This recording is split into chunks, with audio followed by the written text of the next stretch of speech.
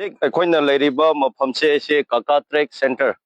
ꯍꯥꯏꯕ ꯑꯁꯤꯒꯤ ꯈꯨꯟꯗꯅꯤ. ꯉꯁꯤ ꯑꯩꯈꯣꯏ ꯏꯟꯗꯤꯖꯤꯅꯁ ꯄꯤꯄꯜ ꯐꯣꯔꯝ ꯃꯅꯤꯄꯨꯔ ꯑꯗꯨꯒ ꯃꯅꯤꯄꯨꯔ ꯅꯥꯒꯥ ꯌꯨꯠ ꯑꯣꯔꯒꯅꯥꯏꯖꯦꯁꯟ ꯑꯗꯨꯒ ꯇꯥꯡꯈꯨꯜ ꯑꯦꯜꯗꯔꯁꯤꯡꯁꯨ ꯌꯥꯎꯅ ꯑꯗꯨꯒ ꯑꯩꯈꯣꯏꯒꯤ ꯃꯩꯇꯩꯒꯤ ꯏꯟꯇꯦꯂꯦꯛꯆꯨꯑꯦꯜꯁꯤꯡ ꯌꯥꯎꯔꯒ ꯑꯩꯈꯣꯏ ꯖꯣꯏꯟ ꯇꯤꯝ ꯑꯣꯏꯅ ꯃꯐꯝ ꯑꯁꯤꯗ ꯚꯤꯖꯤꯠ ꯇꯧꯕꯅꯤ. ꯑꯩꯈꯣꯏꯒꯤ ꯃꯦꯟ ꯄꯔꯄꯁꯇꯤ ꯍꯧꯖꯤꯛ ꯖꯣꯔꯣꯗ ꯅꯍꯥꯟ external aggression ki support gi mapandagi adugi involvement gi mai thakiba maphamda aduga wangli namli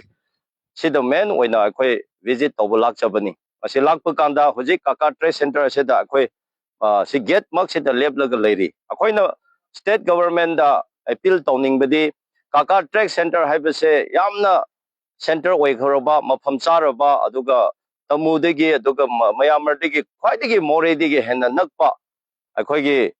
ICP show ama hangani na toriba adugumba center trade center commercial hub haiba tare manipur dagi hojik more digi henna sina akhoi gi tamak khudong chaba adugumba maphamani state government na so recognize torabani lauthokhrabani adubu ngasi phobada mamang da so akhoi lai aduga ngasi mu lakpa kanda after 4-5 years da lakpa kanda yamna shock oiba ngakpadi hojik electric power show connect pbdri masigi tamak ta thamoi sengna akhoi nuaite aduga maru oina hojik network leitri Jio khangde Airtel khangde masigi network se towers phawada thambidri base masi khwaidigi maru oiba mi ama hingbada hojik kan gi matungina cashless aduga internet ki madugi banking gi facility madugi matam gi service matam nena sigumba yamna maru oiba commercial hub center amada ICP hangadaba aduga hojik gi oina more di chappa yadarabnena somdiki puthokpa mayam se kaka trek sida more gumna oiriba mafam sida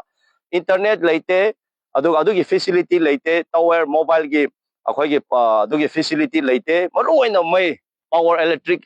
pidaba haibase mase kwaidigi laibak thibani akhoi state ki manipur gi mayam gi oina ikaiba mani haibase ai thamjaninge aduna athuba matamda atopa duna kona kaino tawjarasu power electric se yamna athubada akhoi gi time bomb ama fix tawbire harga state government na masigi mai se pusan biradi akhoi mayam haraugani akhoi government da thakat chagani haibase haininge aduga akhoi gi hojiki mobile gi tower leitaba mobile gi facility leitaba haibase yamna chokakraba matamda si yamna akhoi laibak thibani haina haijage aduna masi ani gi tamakta akhoi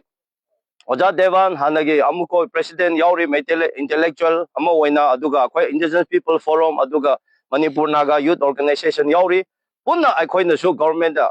masidigi akhoi pressure piba yabdu piraga yamna thuna hoji chaliba karan yarasita akhoi na pambase atopa nate hojiki hairiba electric power se yamna thuna masida install tobiba aduga akhoi gi mobile gi network akhoi gi facility ase pibiba haibase yamna main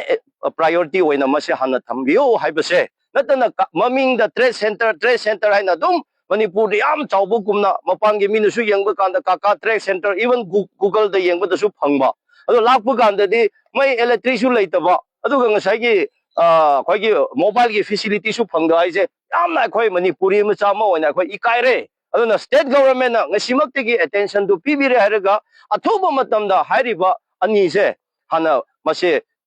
facility se hana PPO haibase hojik khunja mayam lerise yenglaga akhoi yamna nungsi mai thandadana leiba haibase hojik manipur da dunya kadai da yamna world chokhakrabo da kadai da leige haiba ado mai thandaraga fajana solar matam khara pirambasu nate adu sunate ado mi coaching ko ya loina makta hojiki mobile ki facility phangra kanda sigumba trade center amada adoga tungi tamakta manipur gi achawba asama thamba commercial hub ama ICP hangane na leiba mafam seda adumba internet ki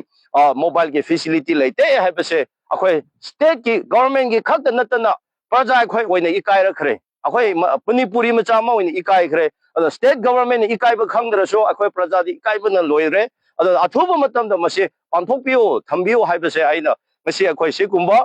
solidarity journey ama oina joroda aloya da akhoi namli wangli da nahan external aggression na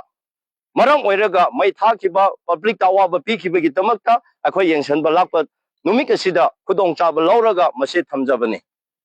Thank you.